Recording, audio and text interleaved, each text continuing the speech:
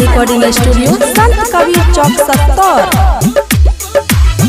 पिया परदेसी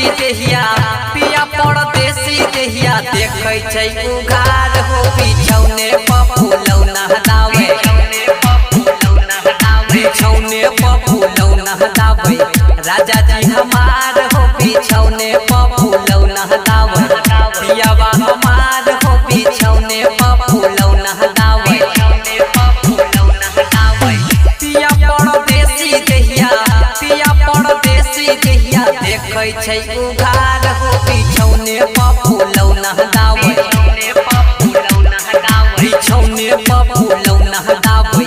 राजा जी हमार हो बिछौने पफुलौना हटावे सैया हमार हो बिछौने पफुलौना हटावे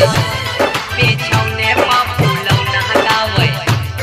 बिछौने पफुलौना हटावे सैया हमार हो बिछौने पफुलौना हटावे देखै छै महादेव की म्यूजिक प्रेजेंट। हमरा लागे सैया साड़ी लेके अइले राते हो इतना दिन भेला नहीं छूटले ओकर यादत हो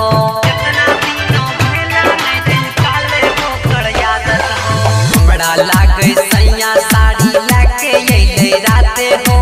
इतना दिन भेला नहीं छूटले ओकर यादत हो धक धक करे लागे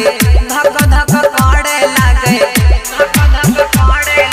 जियारा हमार हो बिछौने पफुलौना हटावे राजा जी हमार हो बिछौने पफुलौना हटावे पियावा हमार हो बिछौने पिया परदेसी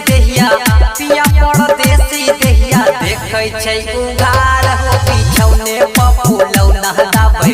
राजा जी हमार हो बिछौने पफुलौना हटावे सैया हमार हो बिछौने पफुलौना हटावे बिछौने पफुलौना हटावे बिछौने पफुलौना हटावे सैया हमार हो बिछौने पफुलौना हटावे महादेव की म्यूजिक प्रेजेंट। ऊपर नीचा आगा पीछा देख के आँख फाड़े छै रूप देवड़ा मन पिया बागु बाड़ा फेंक के मारे छै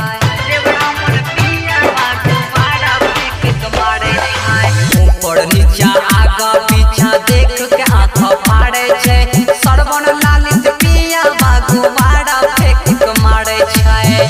करे छै उना खड़ा की करे छै उना खड़ा की करे छै उना खड़ा की पियावा हजार बिछौना पफुलौना हटावे पियावा हमार बिछौना पफुलौना हटावे बिछौना पिया परदेसिया की देखै छै उघार बिछौना पफुलौना हटावे पियावा हमार बिछौना पफुलौना हटावे सैया हमार बिछौना पफुलौना हटावे। माँ श्यामा रिकॉर्डिंग स्टूडियो संत कबीर चौक 70।